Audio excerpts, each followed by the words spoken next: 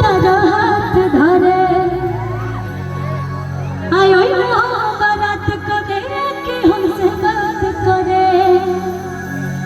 मांगे में mobile number लगा तारा हाथ धरे